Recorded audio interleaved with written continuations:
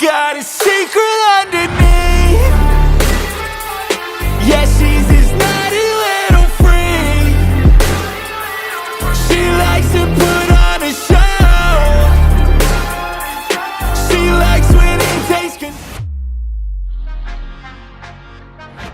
You know, last year, obviously, that 49ers game being that close and a game that, you know, we had right there and we kind of let slip away from us, it's tough. But it definitely fueled us. I mean, everybody was hungry in the locker room after and ready to get back to work and ready to get back here. And that's why, I mean, everybody being here, you can see how hungry guys are to get back to work and you know, get ready for this season.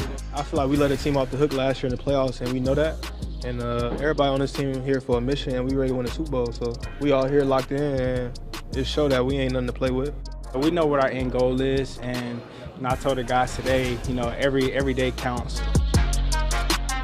We understand the talent that we have on this team, and we do understand where we can take it if we, you know, work hard and do what we're supposed to do day in and day out. So I think that's just a credit to these guys in this locker room. Everybody's came in every day with a great attitude and just ready to put the work in, and so I know it's going to pay off for us.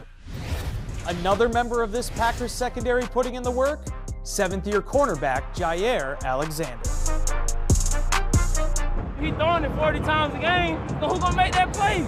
Very instinctive, very talented, cat-like reactionary quickness. He's tough, you know, he's got really good power that can shut it down with those big guys out there on the red line. There's no help out there, there's no Wi-Fi service, you know, there's no phone a friend. You know, you got to be able to hold up out there on Justin Jefferson and some of those guys, and he's got that skill set to do it. Alexander broke it up. Oh, he's got a little gritty right next to Jefferson. He's been attentive, he's here, he's working really hard. He's been great in the classroom.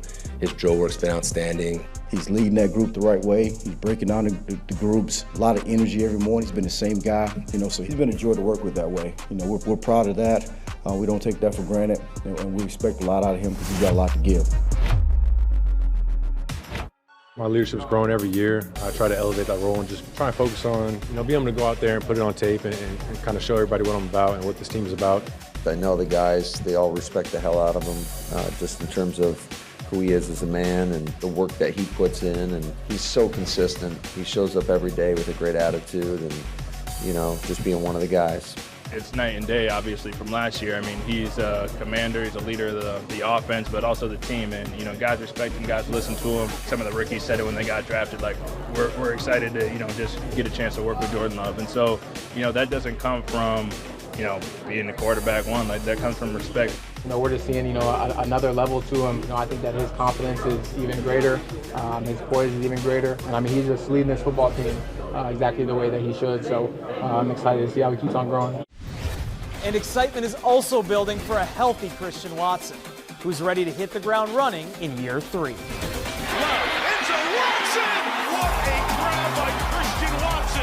The sheer size and physicality and speed that he possesses, you better know where he's at all times, because all it takes is one play. If he gets a sliver of light, he's able to outrun everybody on the defense. So, yeah, he definitely tilts the field in our favor when he's out there. Going for the end zone for Watson.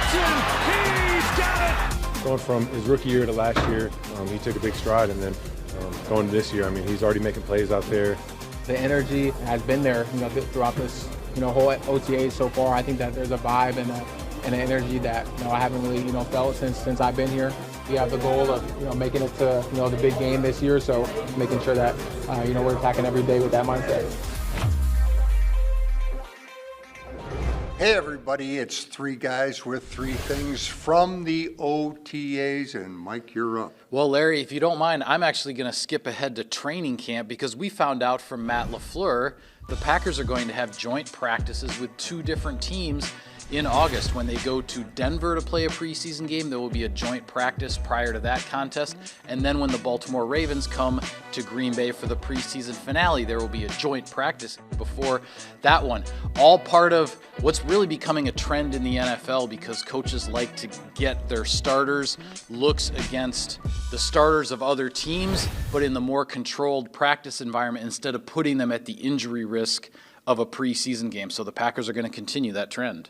And Wes, what do you have? Larry, I'm going to keep my feet at OTAs and talk about one of the big performers I felt like in that practice, and that was Christian Watson, who once again, as I tweeted after practice, looked lean, mean, and determined once again. And it was interesting listening to him talk after practice about the process that him, the training staff, and also Eric Stokes went through, traveling down to UW-Madison, spent about 6-8 hours there doing a battery of tests and scans to give them a baseline to try to get to the core of these hamstring injuries that they've had the last few seasons. He felt like he got some results, feeling really healthy, really strong right now, and hopefully the answers that the Packers need to keep him on the field in 2024. All right, guys, what's the new defense looking like? Up front, you'll notice this. Whether they're in nickel or base, you got 4 big guys, hand in the dirt, butt in the air, and they're coming off the football.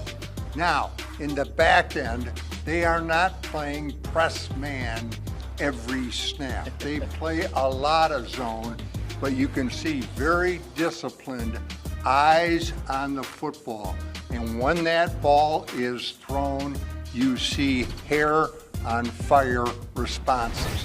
Now, there's no pads, there's no hitting, nothing like that, but you can tell a very disciplined response in the sense of getting after the football when it comes out.